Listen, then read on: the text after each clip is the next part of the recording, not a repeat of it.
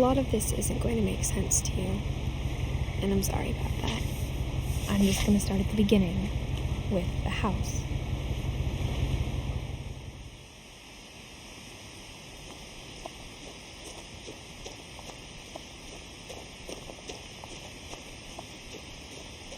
I lived here until I was 11, but I wasn't allowed inside half the rooms.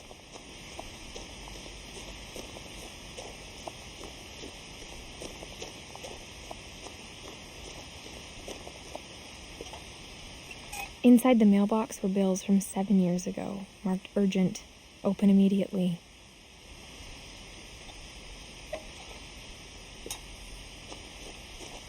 I hadn't been back since my brother Lewis's funeral.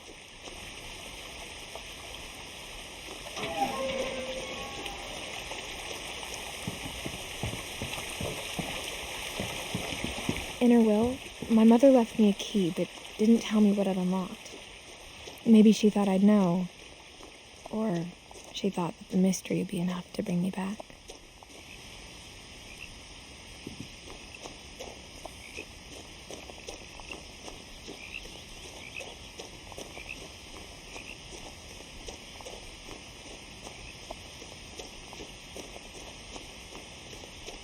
No one had driven this way in a long time, but I saw a few hoof prints.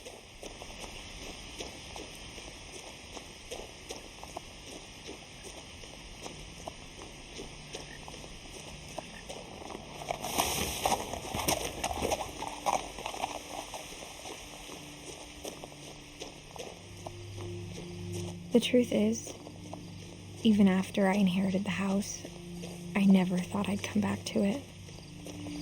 But now I had questions about my family that only the house knew the answers to.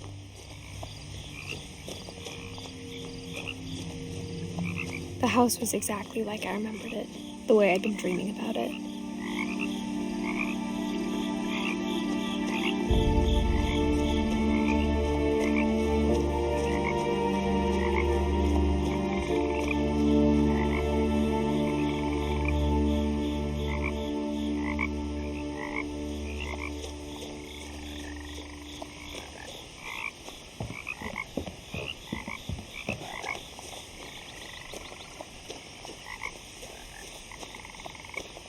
As a child, the house made me uncomfortable in a way I couldn't put into words.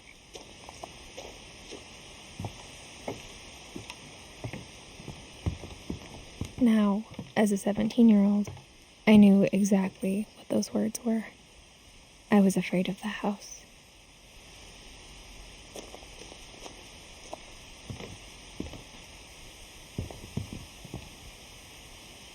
I hoped the key might unlock the front door. It didn't.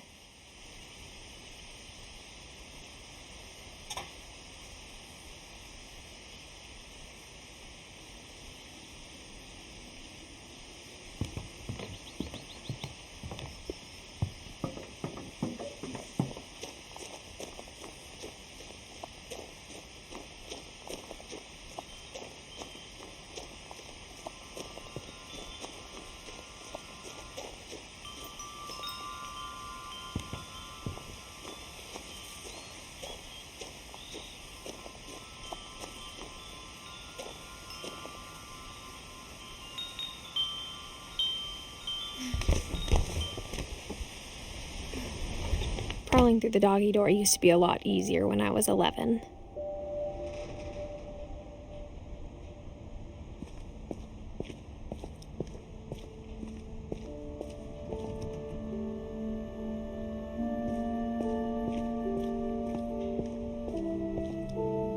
The power had been turned off the night we left.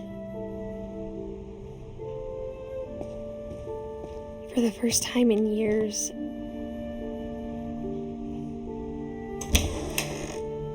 I felt like I was home.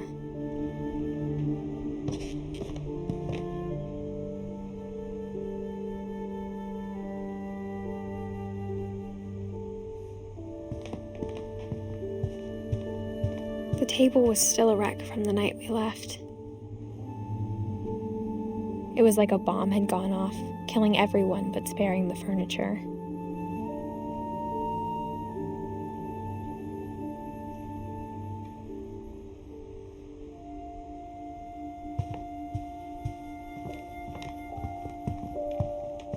My mom was the only one of us who could imagine Great-Grandma Edie living in a nursing home.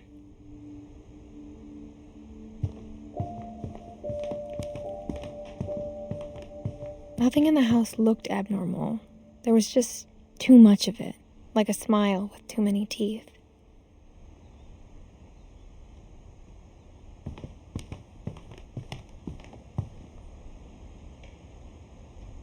Even the fireplace had a story. Edie told me the bricks came from the original house, after it sank.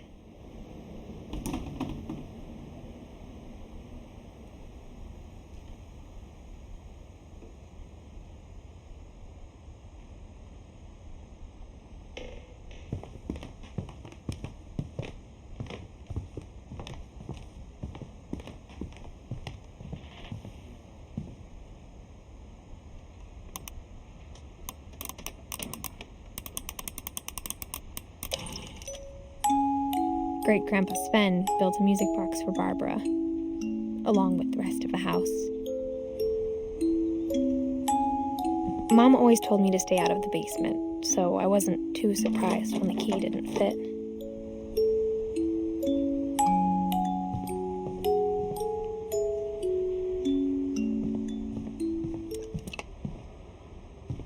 My mom wasn't much of an optimist, but she never stopped believing that my brother Milton was alive. A lot of things got left behind in the whirlwind of that last night.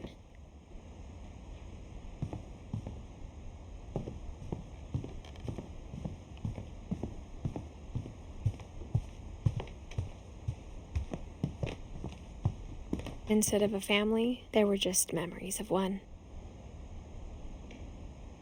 After Louis started working at the cannery, we all got pretty sick of salmon. Except our cat, Molly. Only one restaurant would deliver to our house. We had Chinese a lot.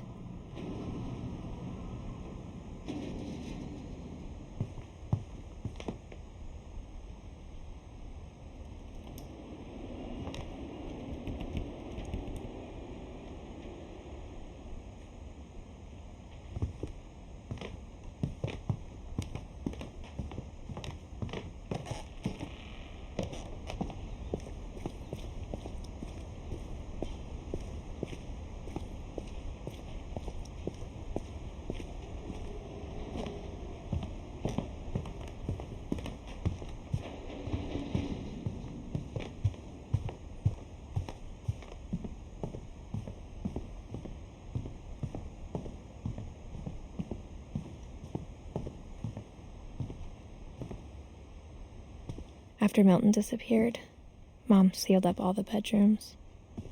Then Edie retaliated and drilled peepholes.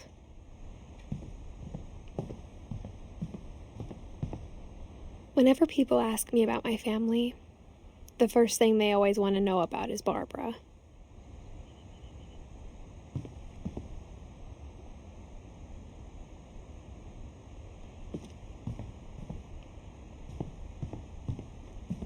Edie's father, Odin, built the original house.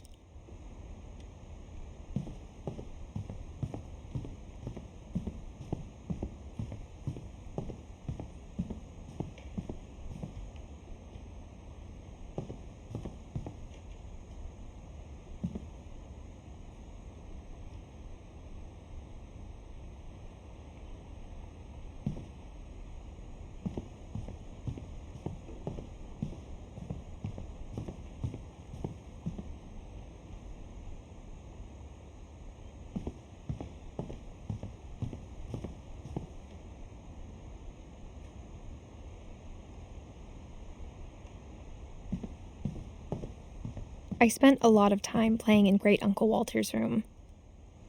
I think my mom sometimes regretted not sealing it up.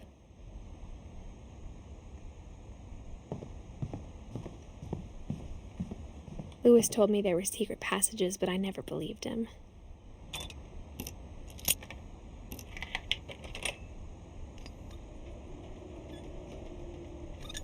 Turns out, my mom was really good at keeping secrets.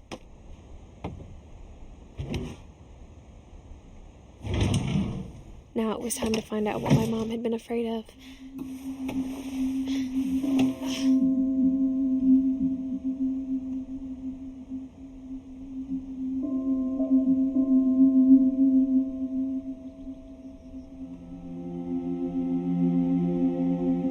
From the paintings on the wall, it was clear my brother Milton had been here before me.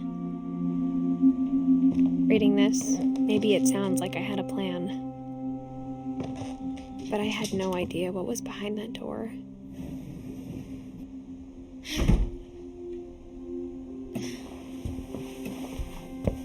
Just like I had no idea where all this was gonna lead.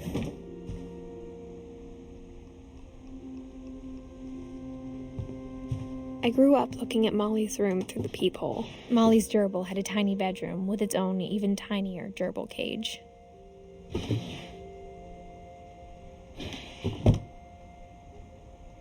Being inside for the first time, I felt like I'd stepped behind a painting.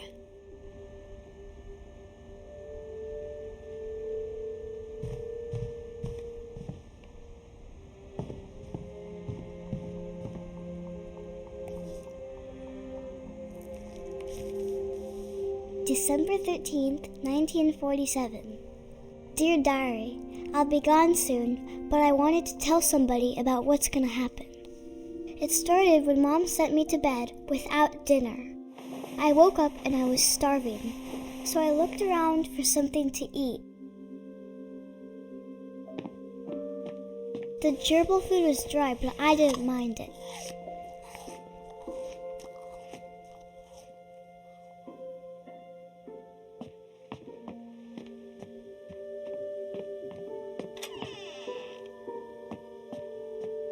I kept eating and eating.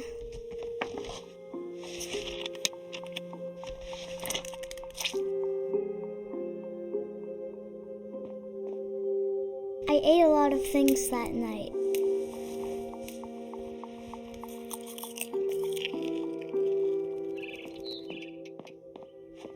Then I heard chirping outside my window. It was a barn swallow going back to her nest. I reached out for her.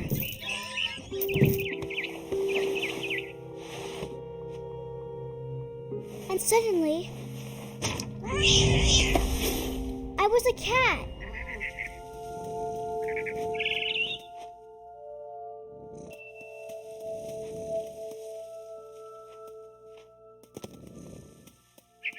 I tried to be quiet, but the bird was really scared.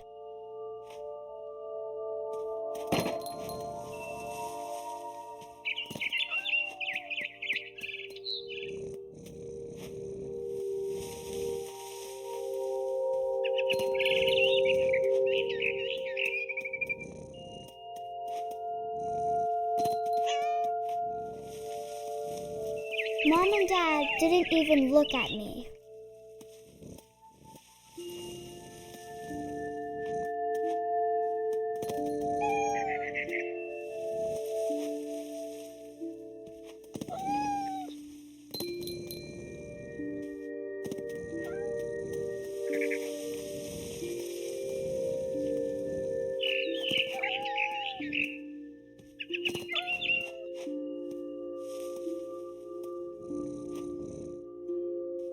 I jumped and I almost got her.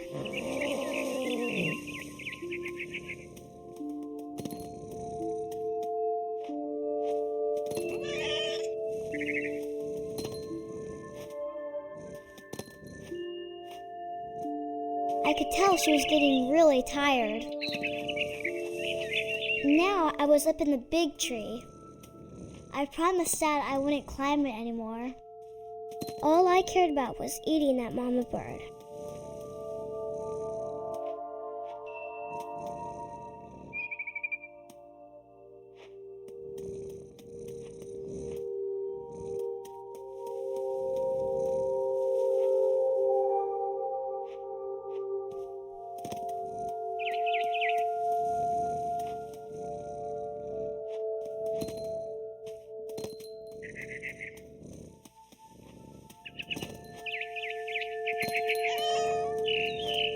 I gobbled her up.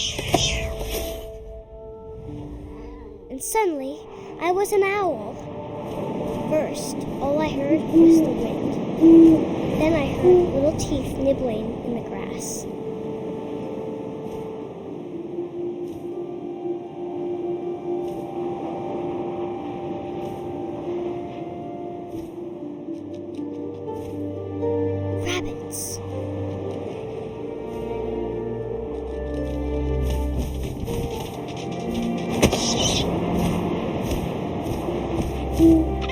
I imagined his face looking up and seeing mine through my talons.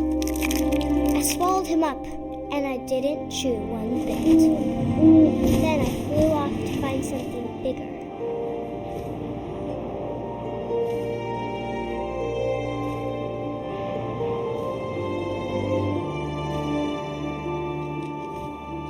A mama rabbit.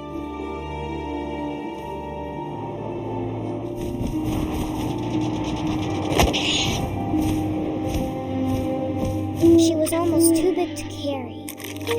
I started choking, but I couldn't stop eating.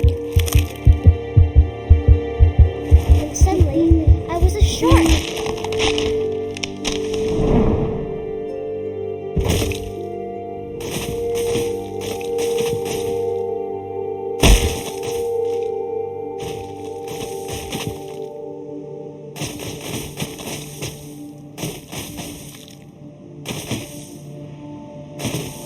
I rolled off a cliff and into the ocean. Now, I was hungrier than ever.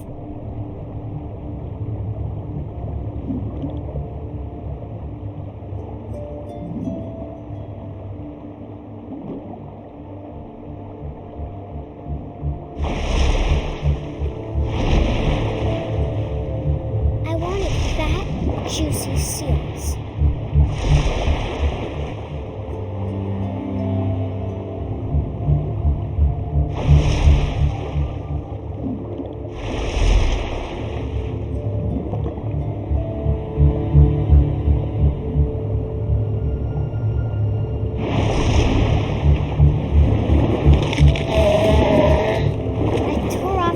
And it tasted really good.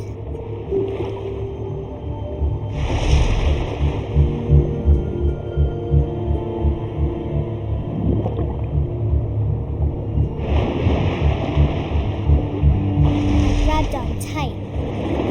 And I was so hungry, I jumped out of the water. When I opened my eyes, everything had changed.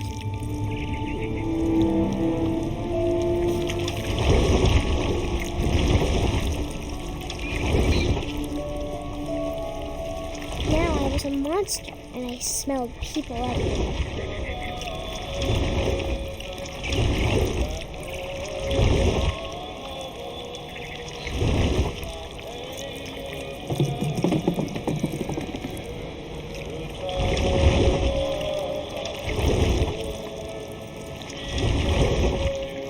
I was big, but I moved real quiet.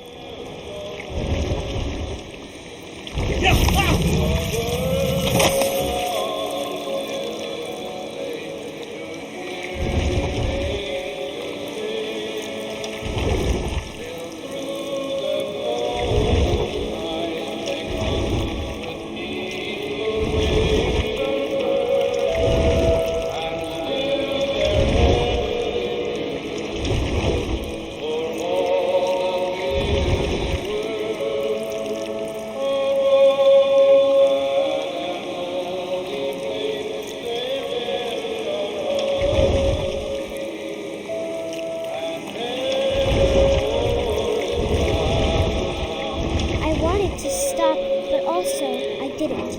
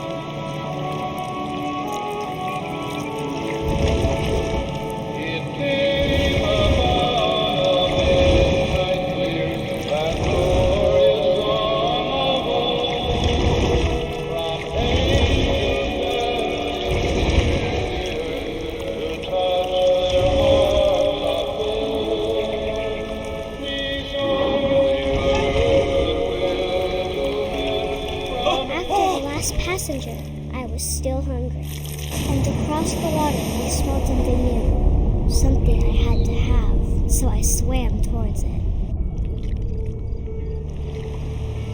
I slithered onto the sand, and the good smell went into an old pipe.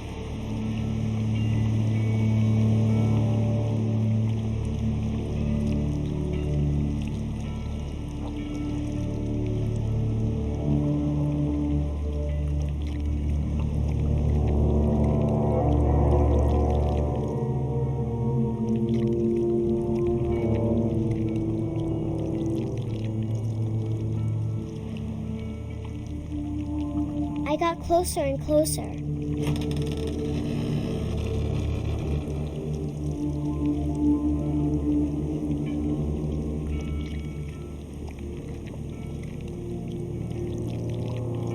All my stomach started growling. And suddenly, I was me again. I held my breath for a long time, but I couldn't hear anything. I think it's waiting for me to fall asleep. But it's not going to wait much longer. It needs to feed, and we both know I will be delicious.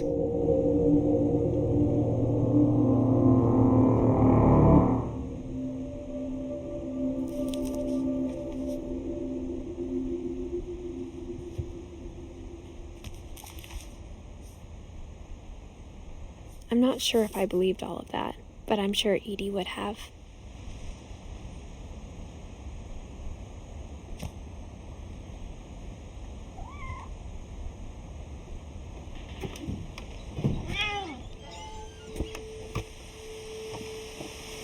This will be obvious later, but my mom never told me any of these stories. Edie would have, but Mom didn't like bringing up the past. Though, when we adopted a stray kitten, she was the one who named it Molly.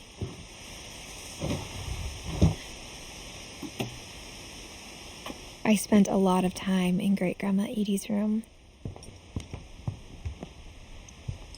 Louis died a week before we left, but Edie had already started to memorialize him. Her room was like a museum.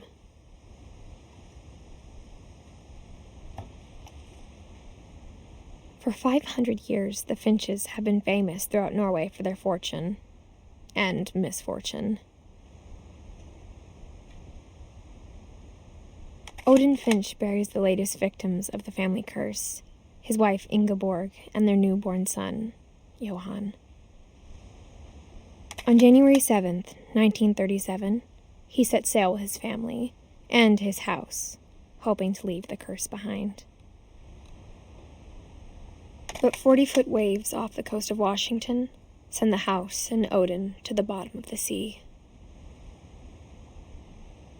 Odin's daughter Edie, with husband Sven and baby Molly, step ashore on their new home, Orcas Island.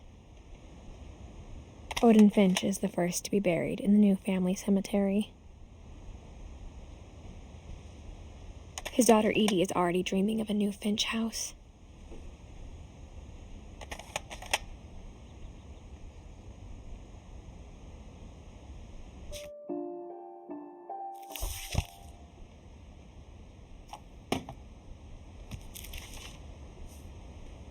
Whatever's wrong with this family, it goes back a long ways.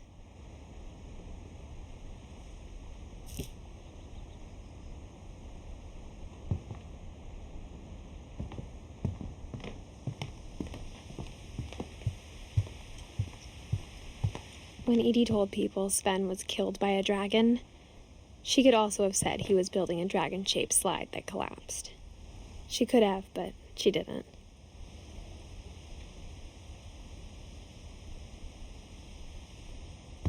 Even in her 90s, sometimes Edie seemed a lot younger than my mother.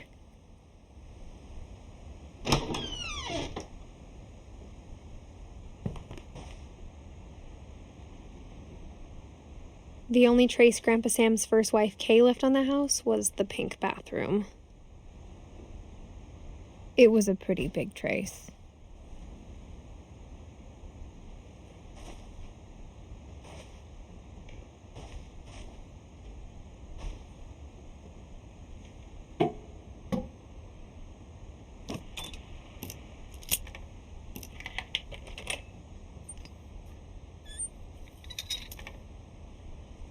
There's a secret in this bathroom.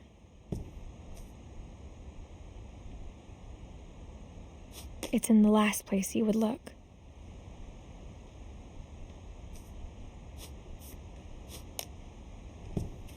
It isn't in the cupboard. It's hidden in this book.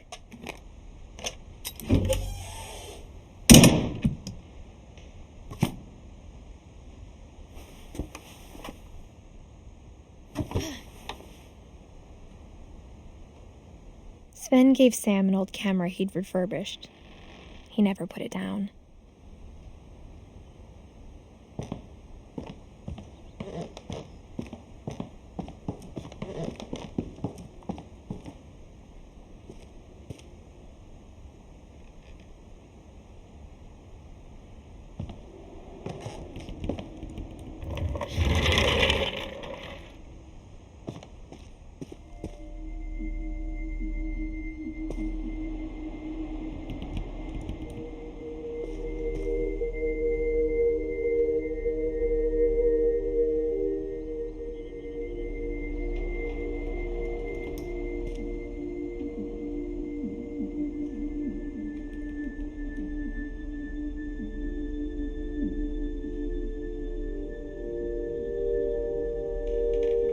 I knew Grandpa Sam had a twin,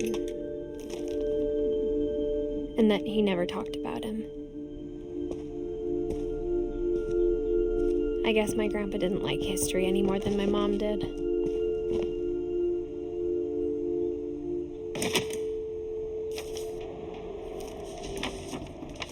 How I Want to Remember My Brother by Sam Finch.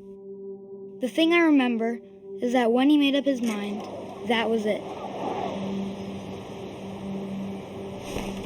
My brother said he'd die before he ate another mushroom, and he did. At Barbara's funeral, we swore we'd never be afraid again, and he wasn't. I think Calvin always wanted to fly. Mom! Calvin! Dinner's ready! Coming! But that day, he finally made up his mind to do it. I told him going around was impossible. Maybe if I hadn't said that.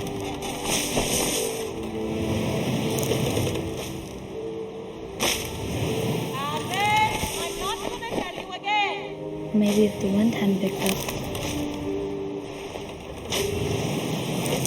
And maybe he'd still be here. But I doubt it. I think he'd already made up his mind. That's what I want to remember about my brother.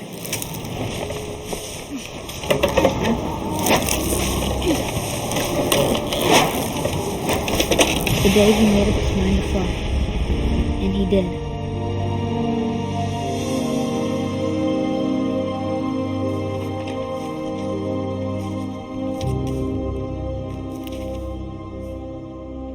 Calvin's story felt strangely familiar. When I was younger, I remember trying to do the exact same thing.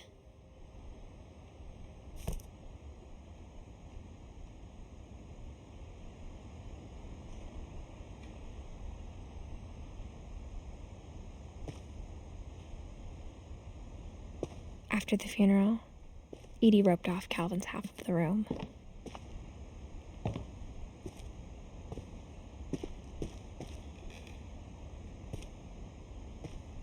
Mom said Grandpa Sam enlisted at 18 and never set foot in the room again.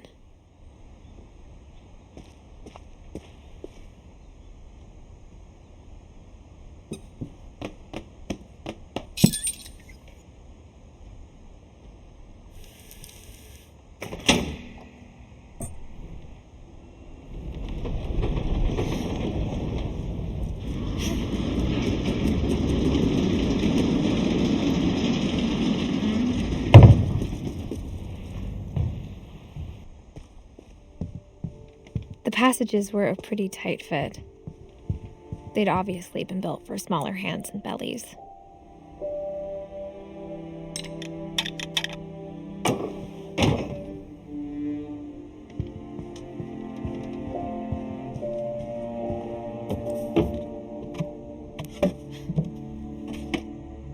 Growing up, I always thought of Barbara as a child star.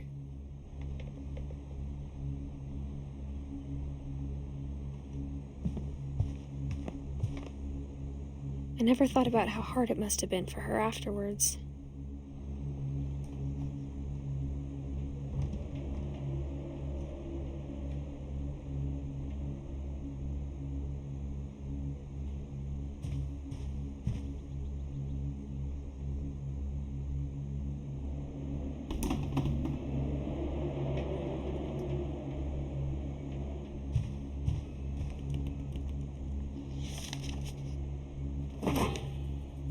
Of all the stories people wrote about Barbara's death, I'm surprised Edie saved this one.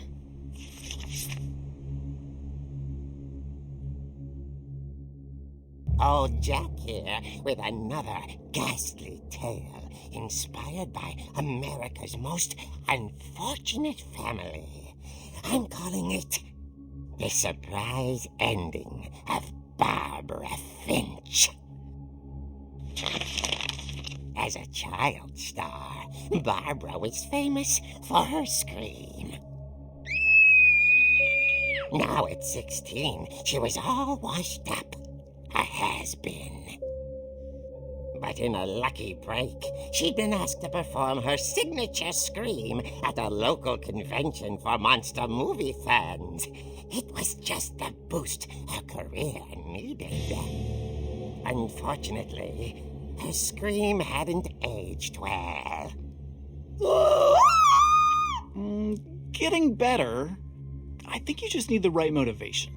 Her biggest fan and current boyfriend, Rick, was about to demonstrate when... Now that was a great scream. It was Barbara's father, Sven. He'd slipped into a table saw and had to be rushed to the emergency room. So Barbara got stuck babysitting her youngest brother, Walter. Her convention comeback was cancelled. Okay, I'm hearing frustration, but I'm not hearing terror. What if I tried... A gang of hoodlums in Halloween masks have been terrorizing Orcas Island tonight. Police are urging residents to... That came from the basement. You're right! Also, I loved your delivery on that. Why is your basement door locked? Because my dad likes making puzzles and secret passages. There's a key hidden in the music box. The secret is to keep winding and winding until finally the key pops out. Thanks, babe. I'll be back in a sec. 20 minutes later, Rick hadn't returned. So Barbara went to look for him, right on cue. She reached for the music box.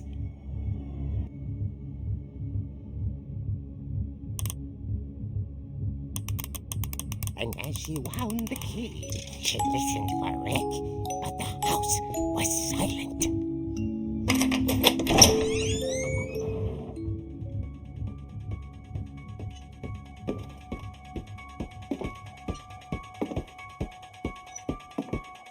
She found Rick's crutch and imagined the worst.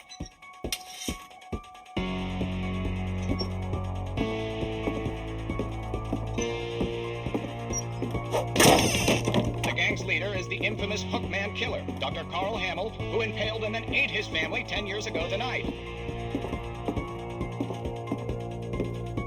The old fridge rattled and grew still. Oh dear! Oh! Rick? Barb, relax. I was just trying to scare you to help you find your scream. Well, I'm not scared, Rick. I'm furious. Then act furious. All I'm getting from you now is that you're hurt and confused and She threw him out, but she kept a little something to remember him by. Barb, have you seen my other crutch? And she was still holding it when she fell asleep watching the late picture show. Hours later... Barbara! Walter, what's going on up there? Ah! Okay, I'm coming up, but if this is a trick, you're dead, Walter.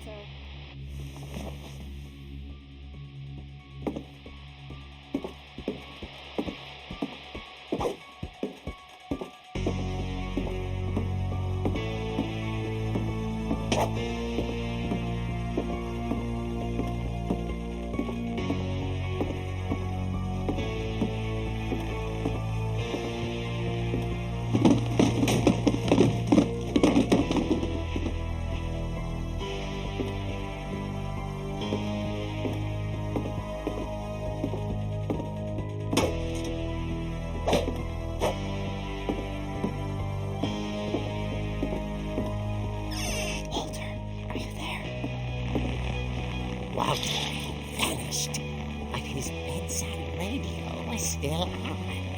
Orcas Island police describe the man as 6 feet tall, with a steel hook for a hand. Residents are urged to lock all doors and windows and notify the police of any suspicious activity. Barbara turned, saw the hook man, and was speechless. He was quite smashing.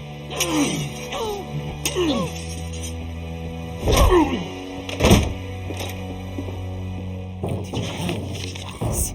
He couldn't get enough of Barbara. Okay, Barbara, there's gotta be another way out of here.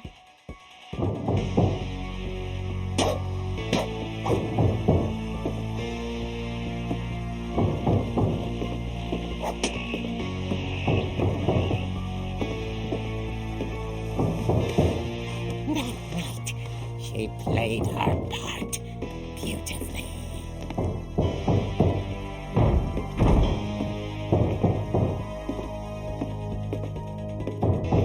Molly's door hadn't been opened in years. The hinges groaned.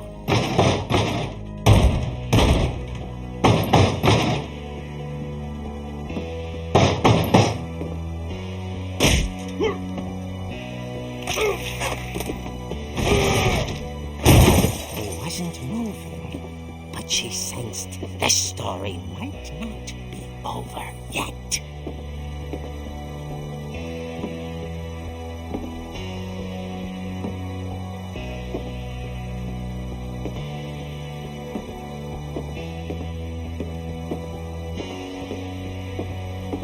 The hookman had vanished. She listened for his breathing, but all she heard was...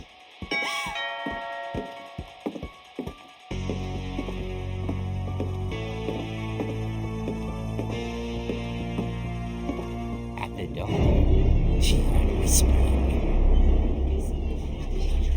It was coming from inside the house.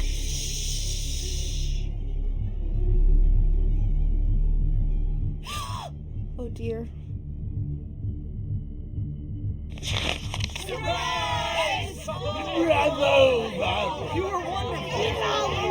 monsters had come to surprise her.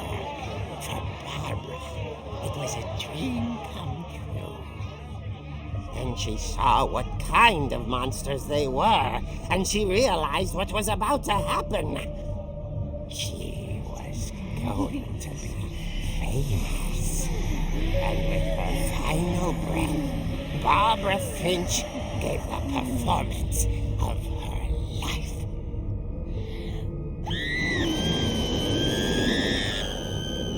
I wasn't there myself, but I hear Barbara was magnificent. Poor girl. She had a taste for stardom. But unfortunately, so did her fans. Of course, the police blamed it all on poor Rick, who disappeared the same night. And little Walter, hiding under his bed the whole time. He took it all pretty hard, but that's another story. As for Barbara, tucked inside the music box was all they ever found of her. Her ear. Now that's what I call a real eerie tale.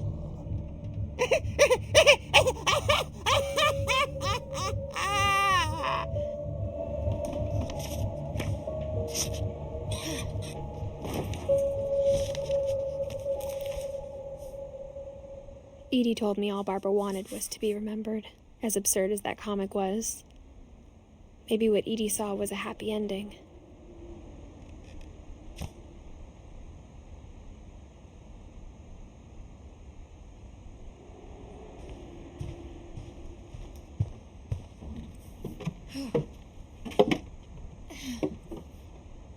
I guess now I know why Mom didn't like me playing with the music box.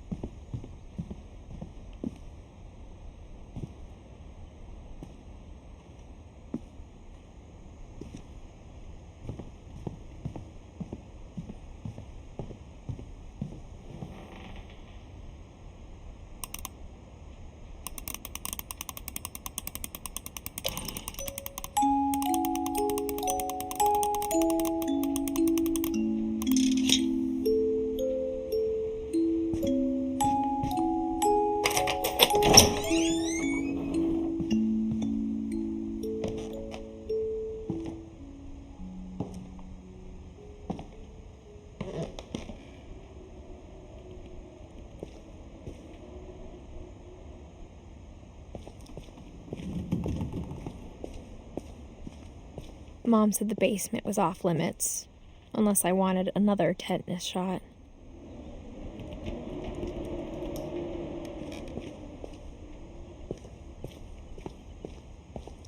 I saw Edie sneak down to the basement once, carrying packages. I thought maybe she was hiding presents.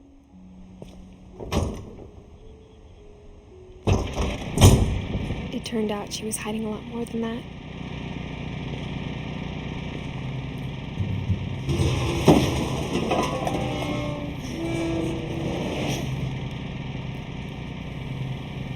I remember asking Mom once about where Walter had gone. She said after Barbara died, he got as far away as he could. If there's a pattern in all these stories, I think it's that none of us has gotten very far.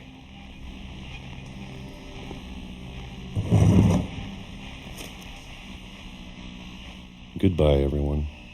I can't believe I've been down here for 30 years.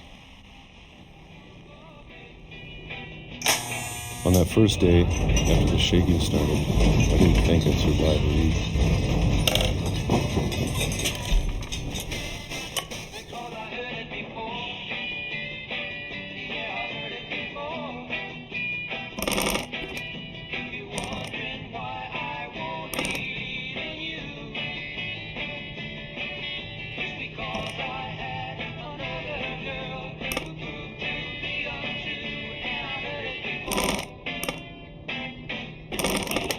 But after a few days, I settled into a routine. That's what kept me sane. Having a schedule, living for today. I always expected to be dead tomorrow. But if you wait long enough, you get used to anything.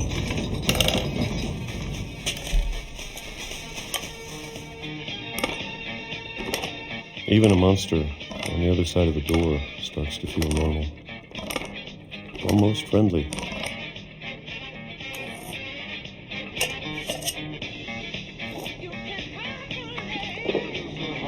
And then one day, everything just stopped. Whatever that thing was, it was gone. Maybe it got tired of waiting. Or maybe I just got tired of being afraid.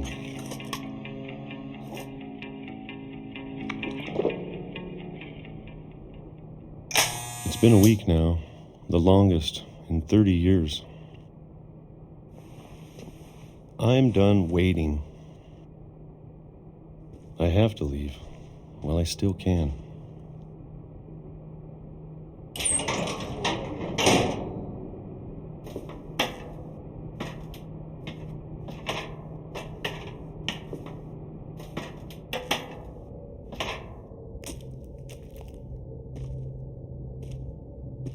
know it's out there, somewhere. Whatever killed Barbara and Molly and Calvin. Maybe this is all a mistake. But I need to stop living the same day, even if it kills me.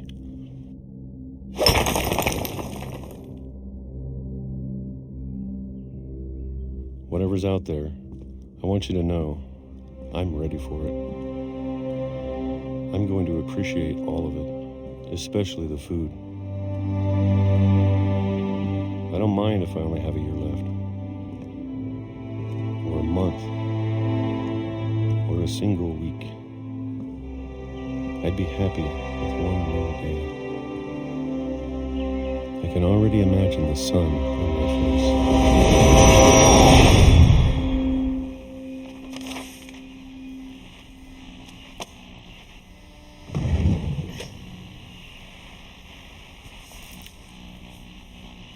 Walter died when I was 6. I can't believe my mom never told me he was down here.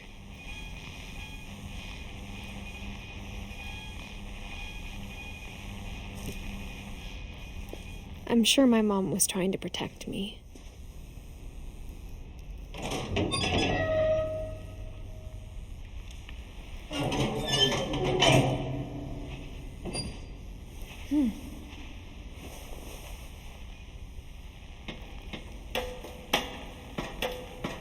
Maybe she was afraid I'd end up like Walter. But if she never told me about an uncle under the house, I can only imagine what else she was hiding. I don't want to make the same mistakes she made, trying to bury something that's still alive.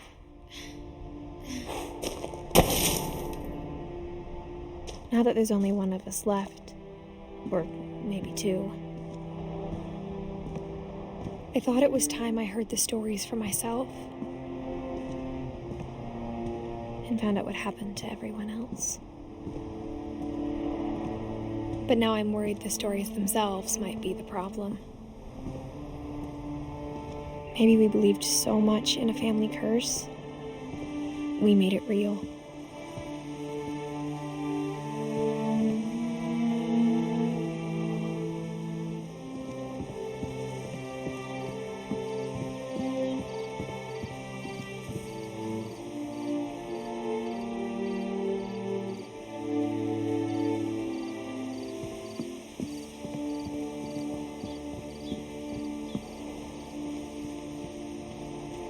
I don't know if I should even be writing this.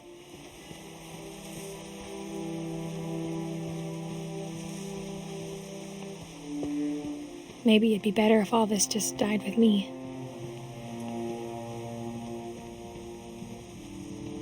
But I thought you should know about your family.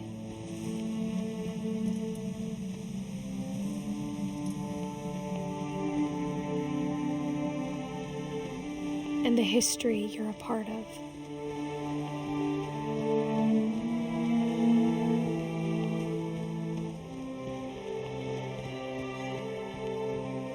Though to be honest, I feel as lost as you probably do right now. I think the people in these stories believed them, for what that's worth.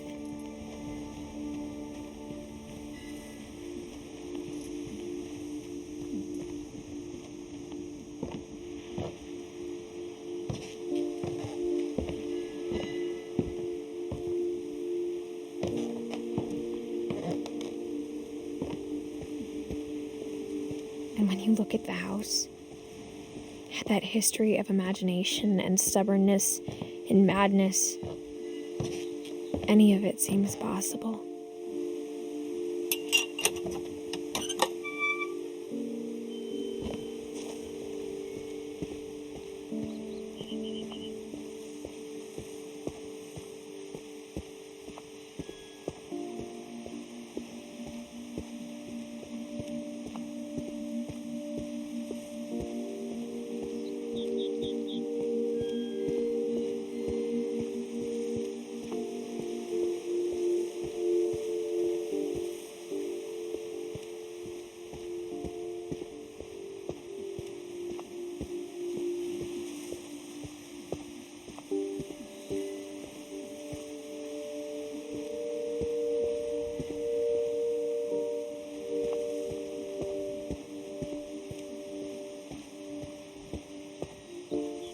I think we've been surrounded by death for so long, we've just gotten used to it.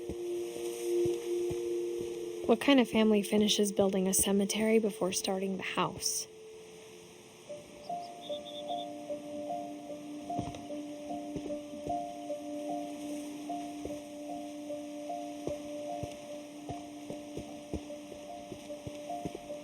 It's embarrassing for me to admit this, but the pet cemetery made me more uncomfortable than the human one.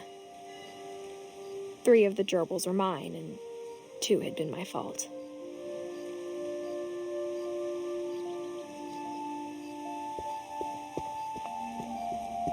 Sven built the house, but it was Edie who designed the cemetery.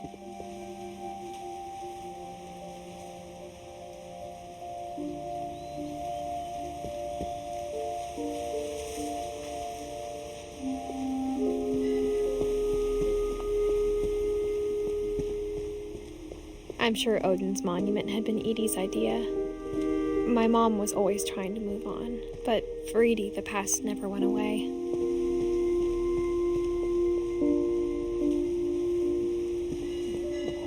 She could see it poking out of the water at low tide.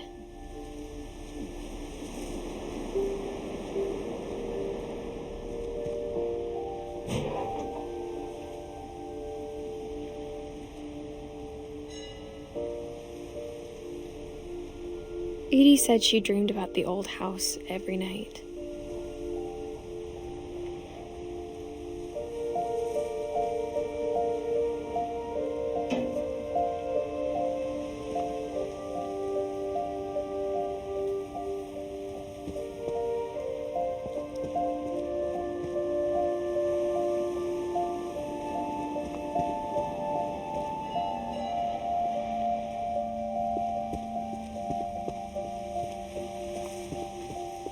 Edie's side was always easier for me to understand. But the older I get, the more I can see where my mom was coming from. Her dad had been pretty strict, but it wasn't enough to save her brothers. She was just trying to do better.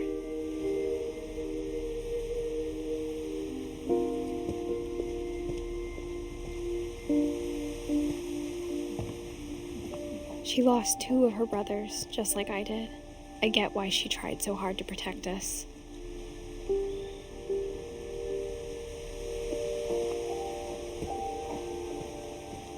There's so many things I wish I could ask my mom now. Part of me thinks this is what she wanted all along. For me to come back someday and find everything out for myself.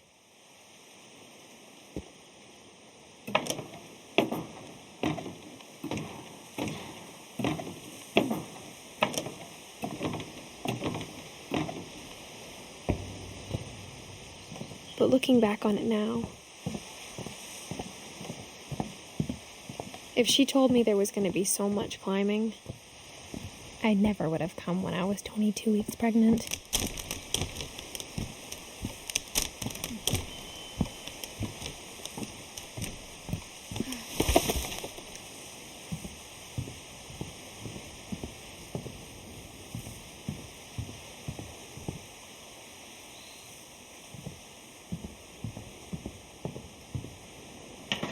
I never met Grandpa Sam, but I think he and my mom had a lot in common.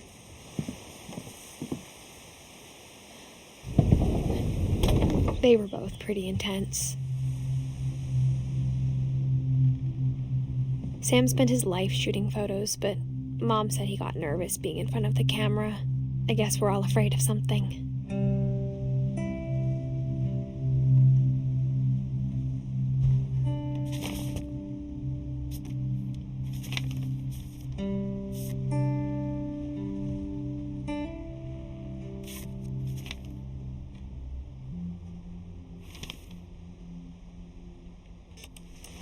Dawn, I promise, you'll never forget this weekend.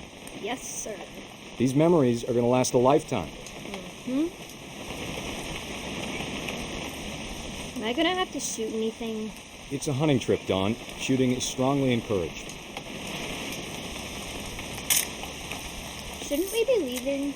Just want to get a shot of you, Dawn, then we can take off. I'm over here, Dad.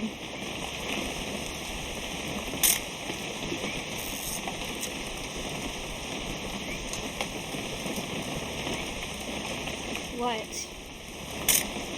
Perfect. It's gonna rain the whole weekend, isn't it?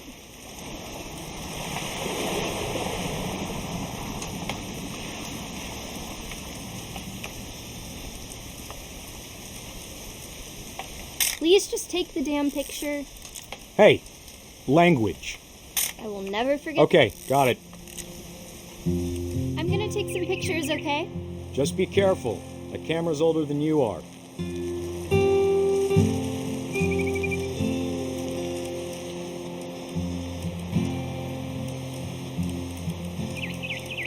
You're right, Dad. It's starting to clear up. Still freezing, though.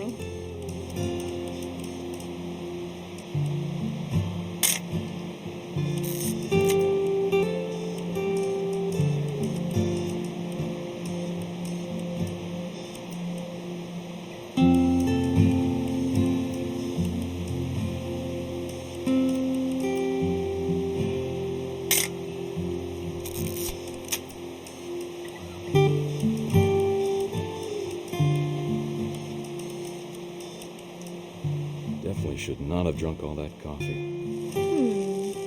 Hold still while I take a picture of you. I definitely won't be moving. Are you done yet? Hey! That's a keeper. Nothing quite like being outside. I'm just saying, I'm not always gonna be here, Don. You'll need to remember this stuff, if you want to survive.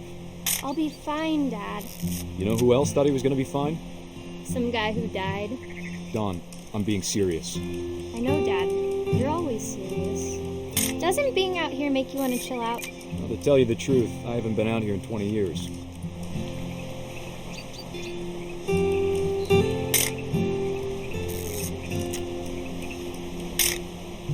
Don, don't you think you could find something more interesting to photograph? Last time I was with my brother Calvin. Man, that was a great trip. Your grandpa Sven taught us how to fish, how to build a fire. We found an old logging trail. There were deer everywhere. I bet if I could remember where that trail was, we'd spot a buck for you in no time.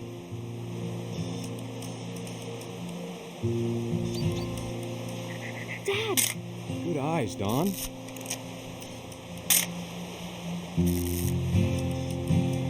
Before you take the shot, let me get a picture of you. Dad, I... Just breathe. Let me get behind you. Do I have to do this? Don, you don't have to do anything. But if you want to survive, you'll need to be strong.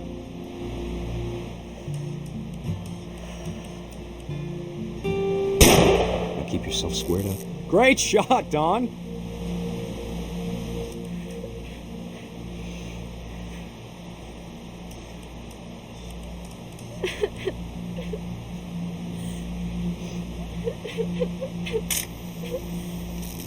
I'm proud of you, Don. Always remember that, okay?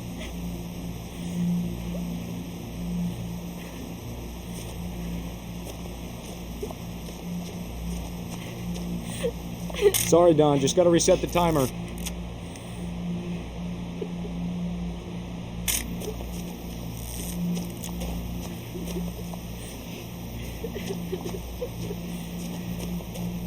Dad, it's twitching. I think That's it's totally normal, Don. Just focus on the camera. Try not to think about... Dad!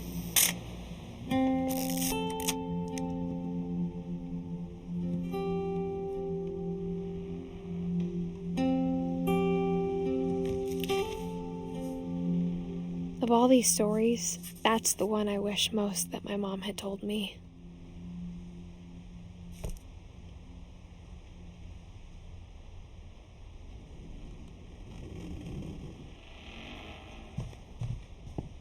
Instead of hiding from death, Sam seemed to go out of his way to meet it.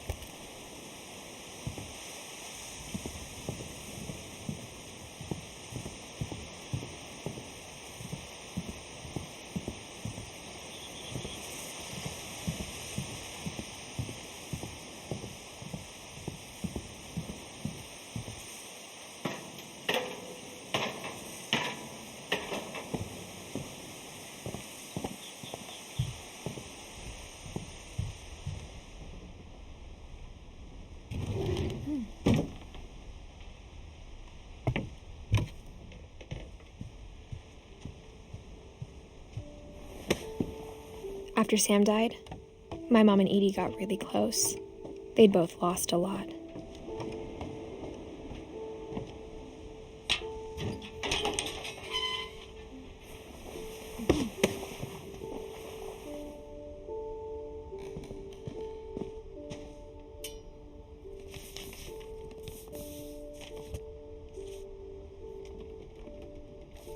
Dear Kay, do you remember the way Gregory used to laugh when he thought he was alone? Like something funny was happening, but only he could see it.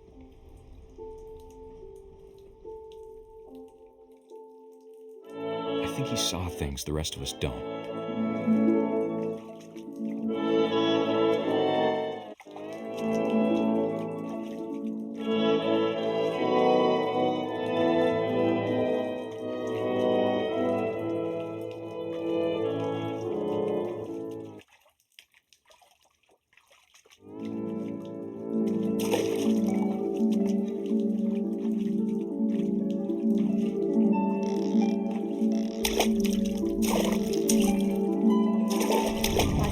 Gregory, it's time to...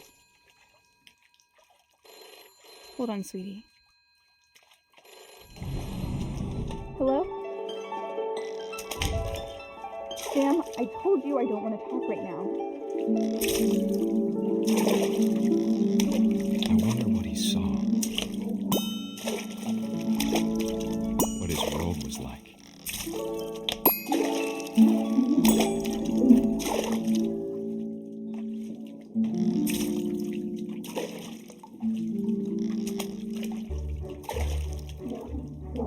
He reminded me so much of Calvin. Lost in his imagination. Whatever it was, he saw.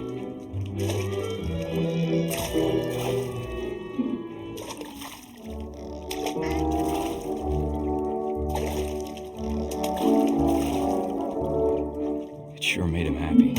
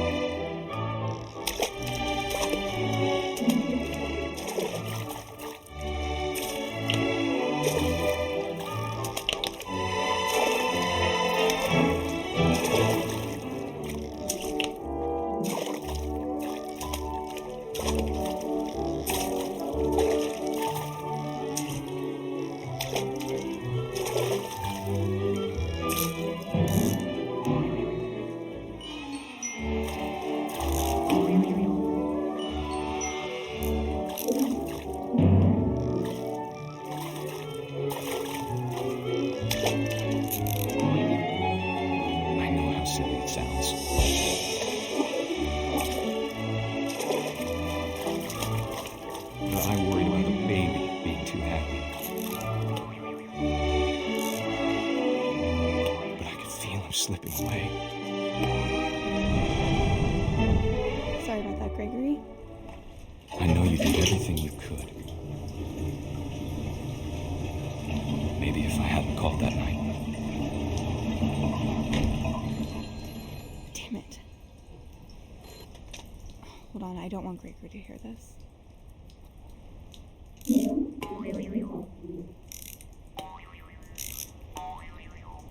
I wish he could have told us about the world he saw.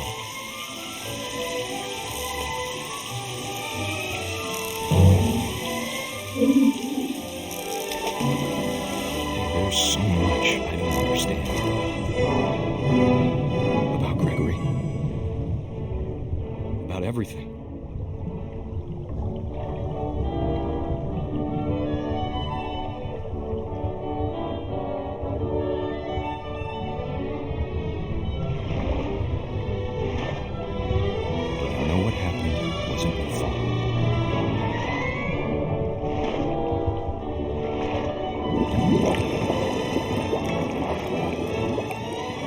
I'm sure he's happy.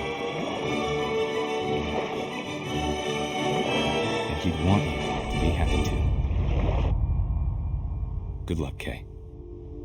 Love, Sam.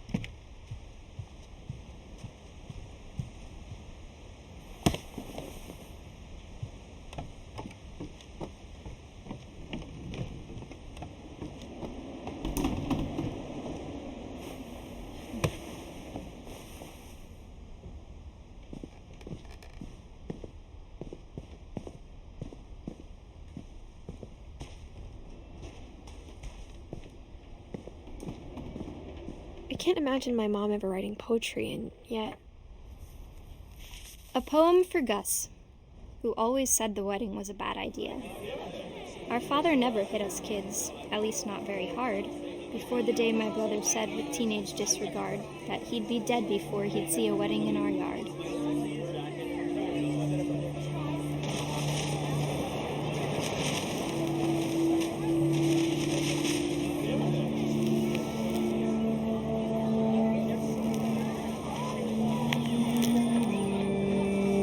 Father made him come, of course, but Gus stood far apart, just flew his kite and bottled up the storm inside his heart.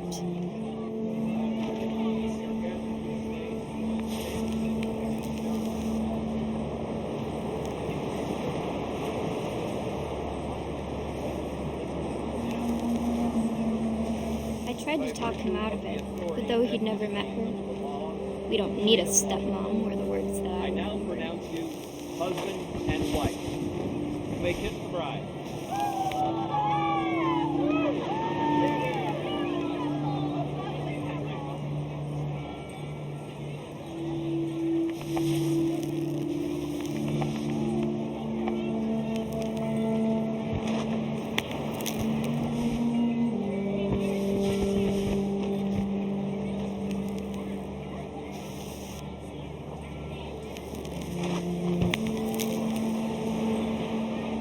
When the time for photos came, Dad ordered him to come here. But Gus declined, and as a sign held up his middle finger.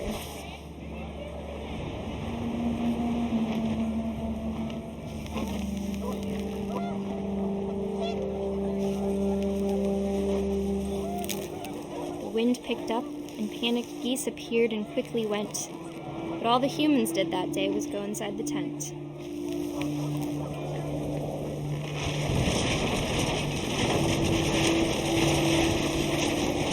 Rain came down in buckets then, but no one seemed afraid that nature might destroy the tent our dad had crudely made.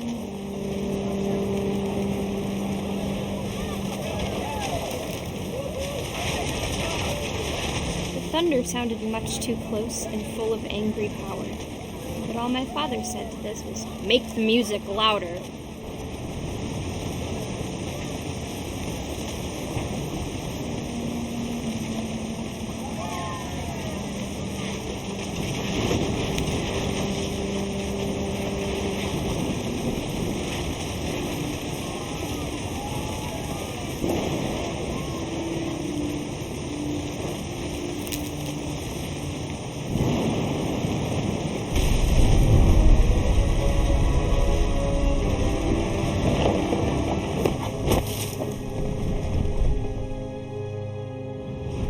I wish that I could truly say I thought about you on that day.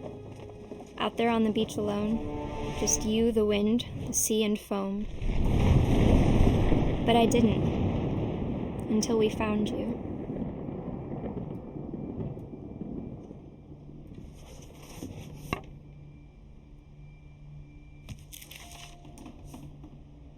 She never talked about him, but Mom told me once if I was a boy, they were going to name me Gus.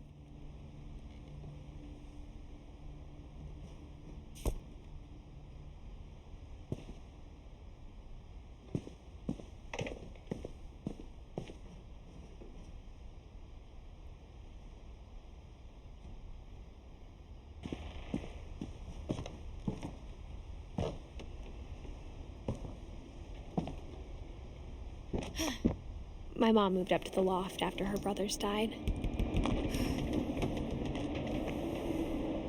At the time, it was as far away as she could get.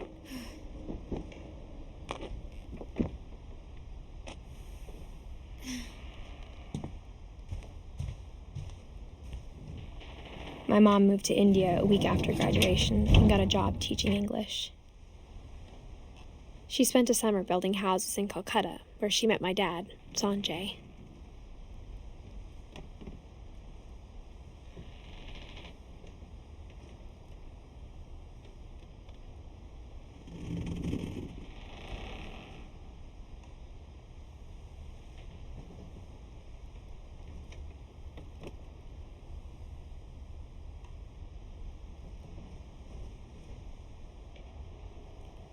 Louis was born a year later.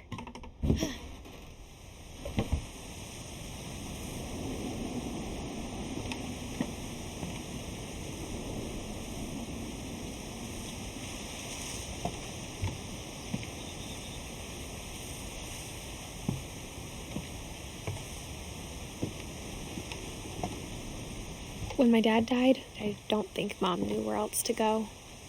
I'm sure Edie was happy to have her back. And to see kids in the house again.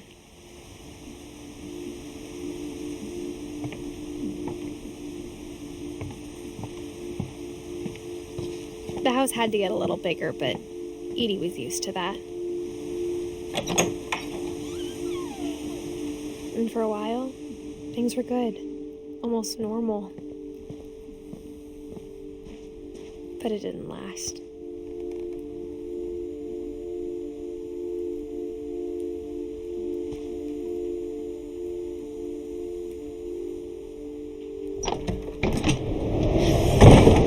The beginning of the end was Milton's 10th birthday, when Edie gave him a castle.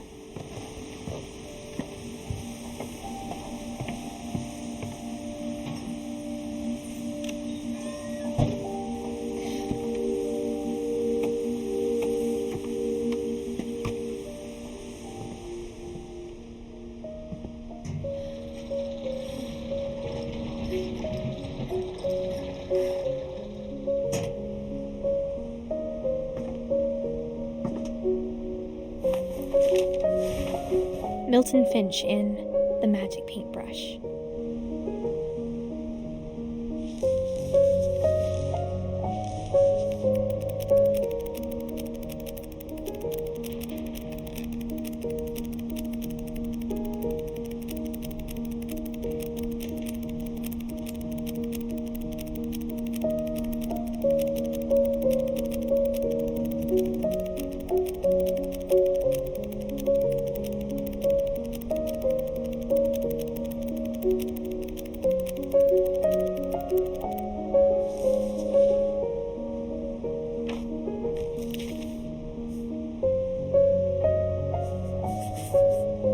I was 4 when Milton disappeared.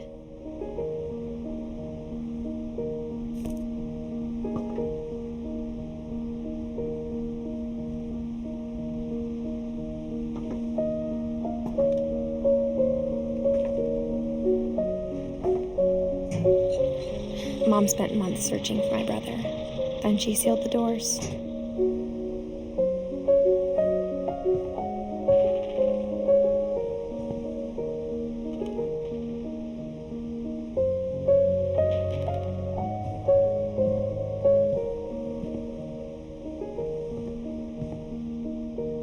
Whatever Milton had found in the house, Mom didn't want it getting out.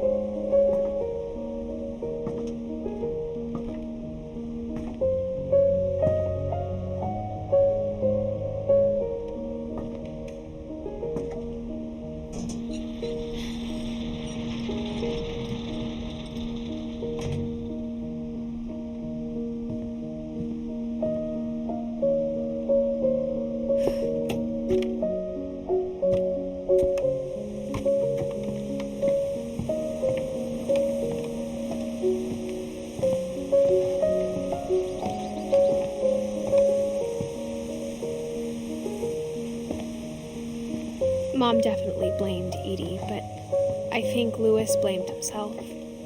After he graduated, he just spent more and more time in his room, until Mom got him a job at the cannery.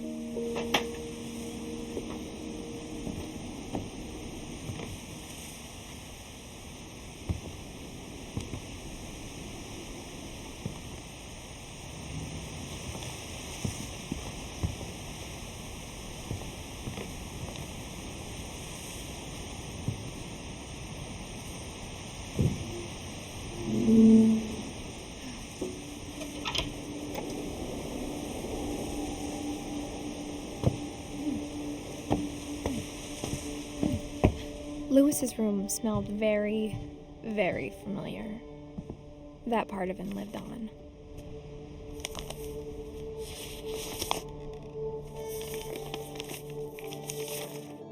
Dear Mrs. Finch, as Louis's psychiatrist, I can understand your desire for an explanation.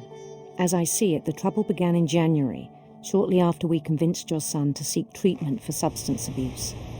Newly sober, I believe Louis first noticed the monotony of his daily life.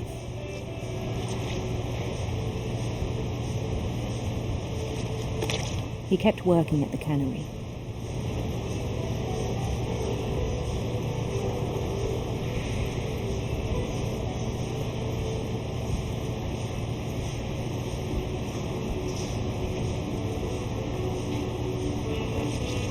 But he withdrew part of himself.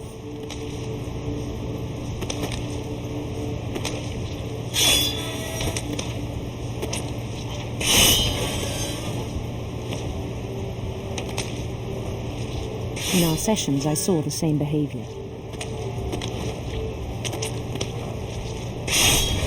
His mind began to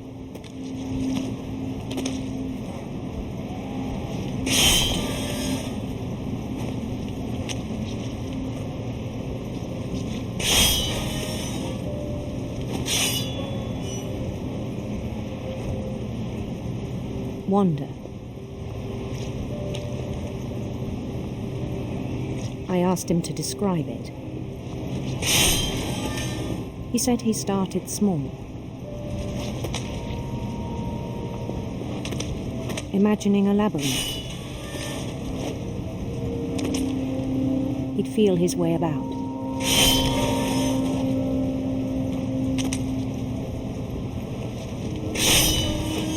Then something moved. Bats and toads.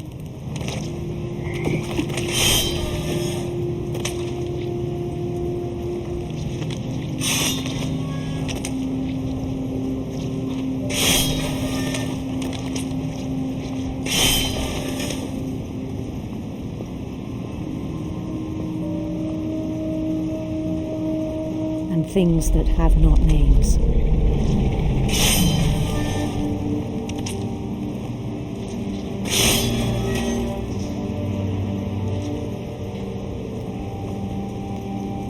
He knew it was all in his head.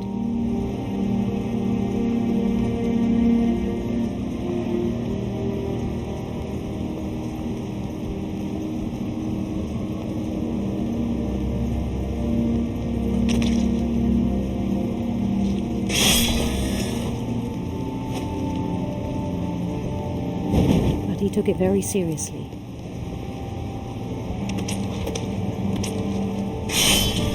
I had hoped he'd find himself.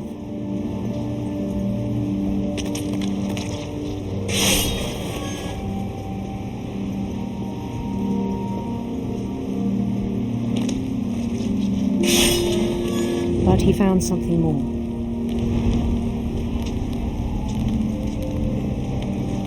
I worried about him then, daydreaming at the cannery.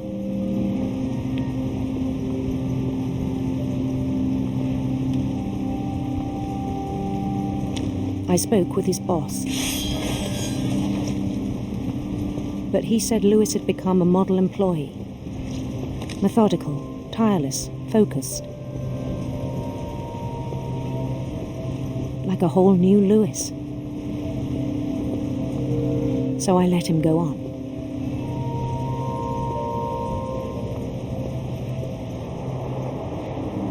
I even encouraged him.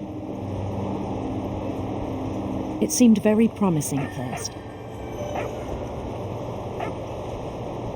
He told me he'd made a new friend.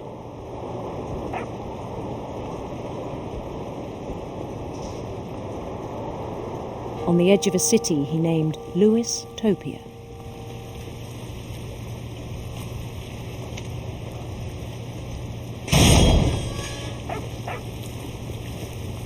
He built the city up slowly, brick by brick. Then he made musicians.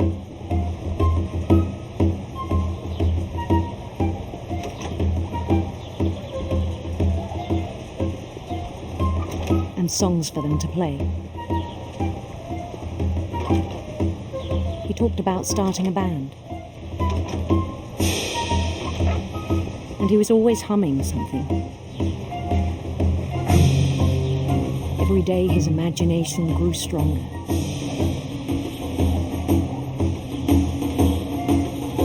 He no longer spoke at the cannery. But his chopping was as reliable as ever. Then one day it struck him that all the cheering crowds, even the stones under his feet, were all in his imagination, so he could do whatever he wished.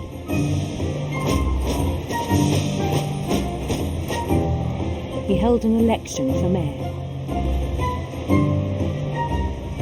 and he won.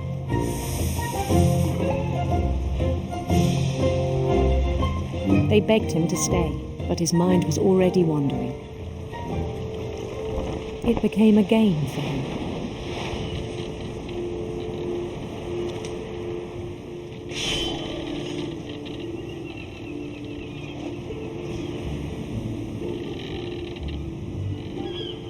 He'd conquer a city, then immediately push on.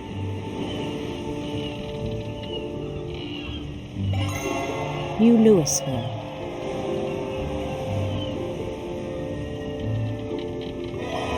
St. Louis. He started drifting away from our reality.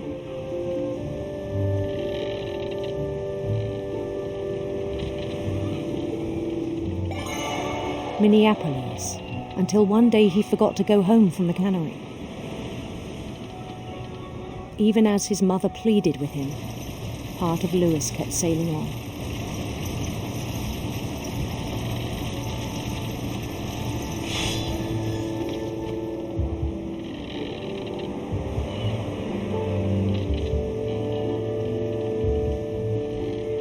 In Louisburg, he heard rumors of a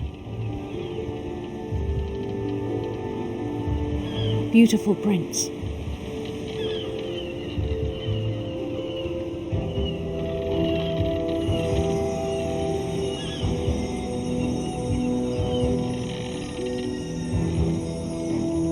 The prince was on his own quest for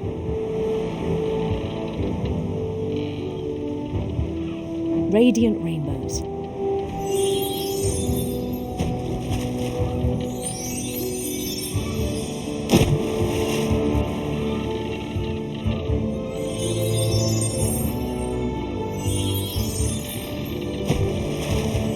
He followed the sound of his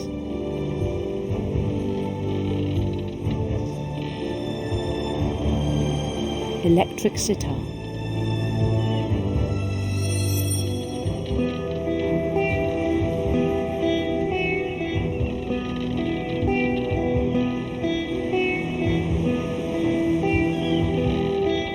His chase led him to a golden palace east of the sun and west of the moon. Even then, his logic remained sound.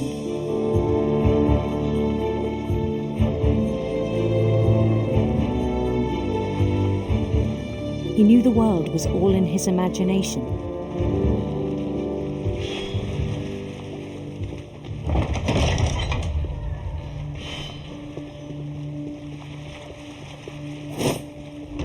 But he was so proud of having created it.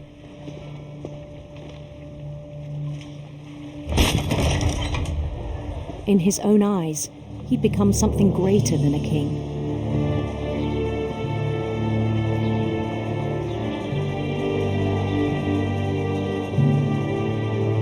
someone who'd never known success in the real world, I think it was overwhelming.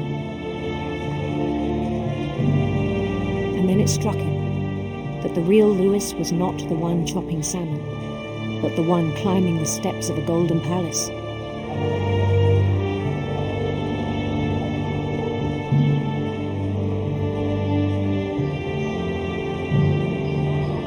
My imagination is as real as my body, he told me.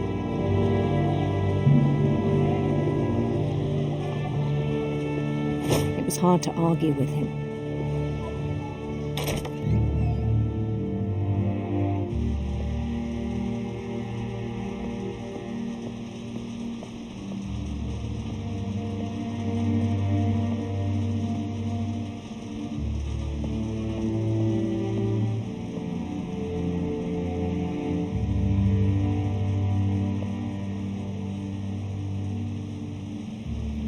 Began to forget the world we know.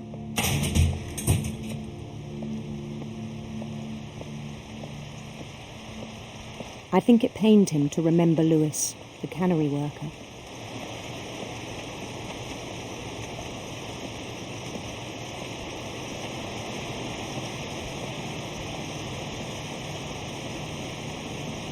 He began to despise the man with a royal contempt.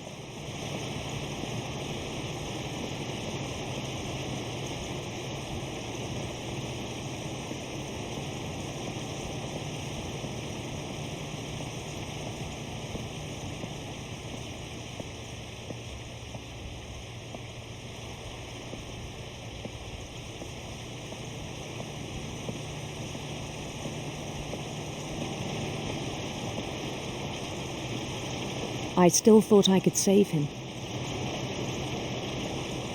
Even after he said he was being crowned king over all the lands of wonder. The palace would be packed with his companions.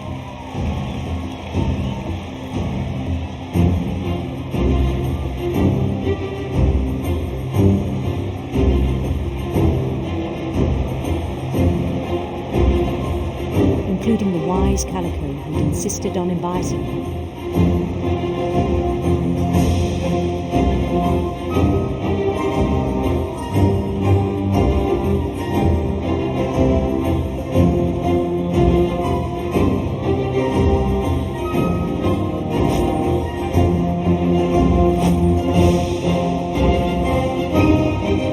His prince waited, holding his crown.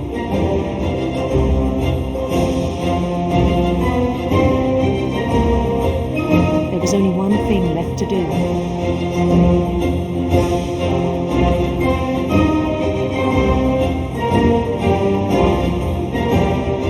Bend down his head.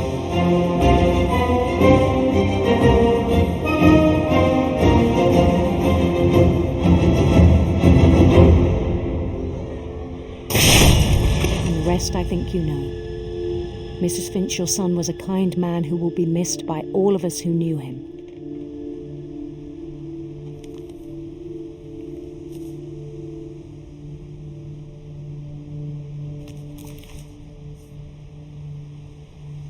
My brother was really cool. I wish you could have met him.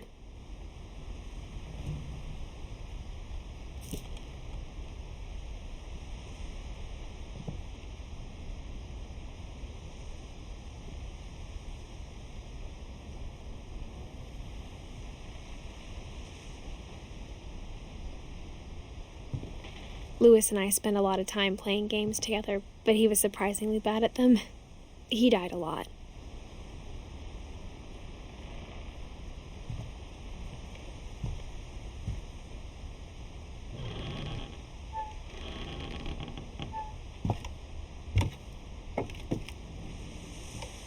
On the way back from Lewis's funeral, my mom told me to start packing.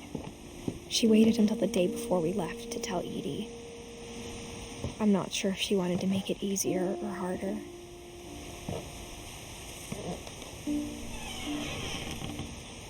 I wish we'd stayed. But I understand why we left.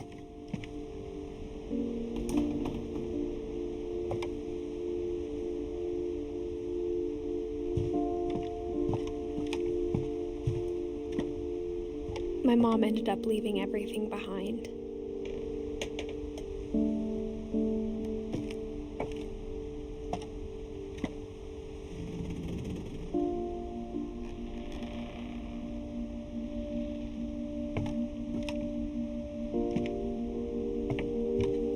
What happened that night had been coming for a long time. Maybe it should have come sooner.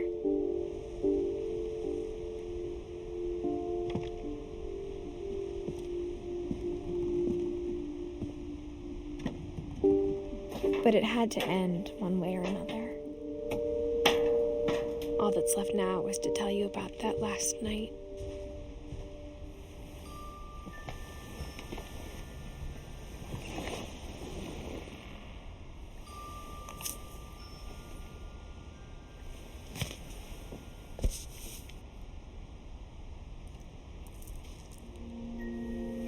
That whole last day, Edie just watched us pack and didn't say a word.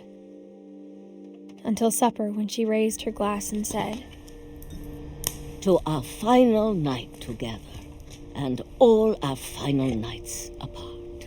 Grandma, you know what I said about alcohol. Some of your medications are very Edith, specific. I left a present for you in the hallway. Why don't you go open it? The grown-ups have to argue now. I'm sorry, you're right. We're all leaving tomorrow. Let's just enjoy our last... I'm not leaving. Edith, you're excused.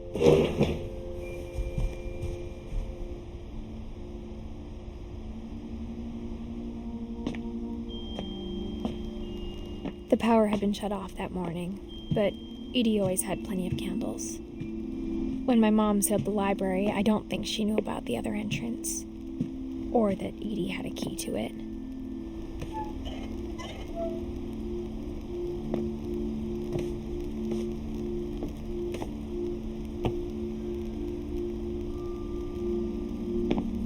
That thing you're afraid of isn't going to end when you leave the house.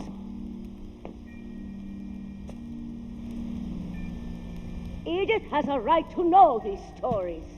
My children are dead because of your stories. I think it's best if Edith and I leave tonight. We'll have the nursing home send a van for you in the morning, okay?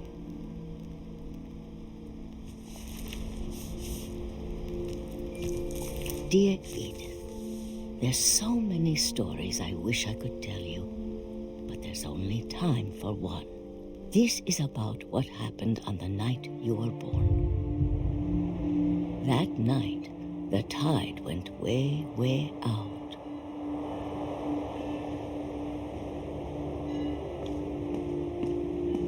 It was the first and last time I ever saw the old house aground. There'd been an earthquake out in the middle of the ocean.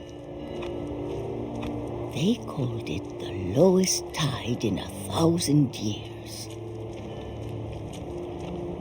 God, it smelled awful. You know, I've seen that house every day of my life.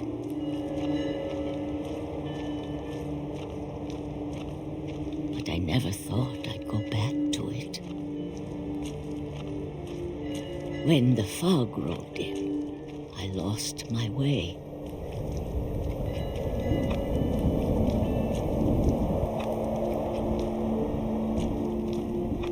I got turned around.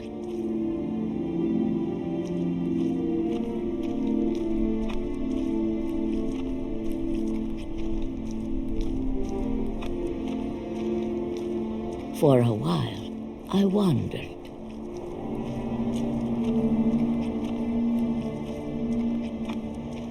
I started seeing things.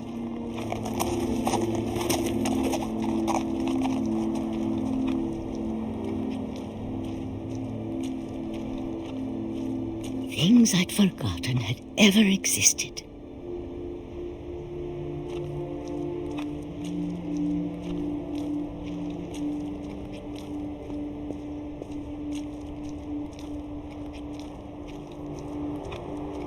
But when I saw them, they felt like old friends.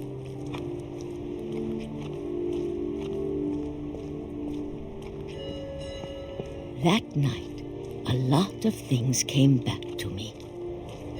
Or maybe I came back to them.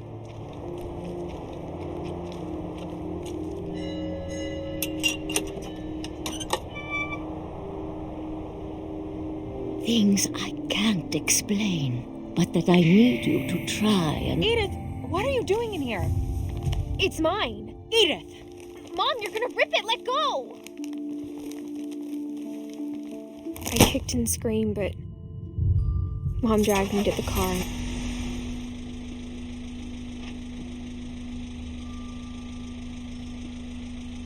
I never saw Great-Grandma Edie again.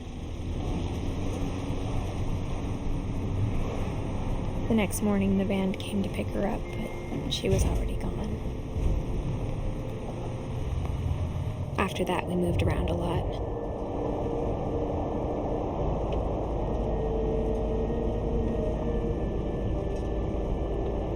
We both tried to make the best of it.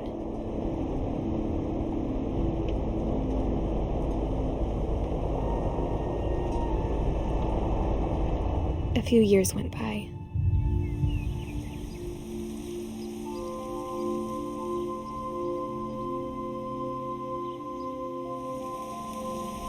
My mom didn't like to talk about it, but she started getting sick a lot. The rest happened pretty quickly.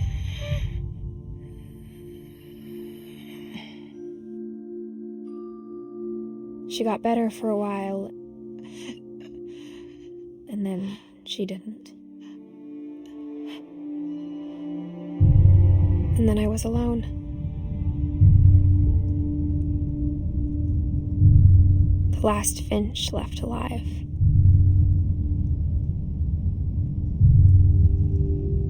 Until I found out about you. I'm still not sure what to tell you about all this. If we lived forever, maybe we'd have time to understand things. But as it is, I think the best we can do is try to open our eyes. And appreciate how strange and brief all of this is. This journal was supposed to be for you. But now I hope you'll never see it. I just want to meet you and tell you all these stories myself. But I guess if you're reading this now, things didn't work out that way.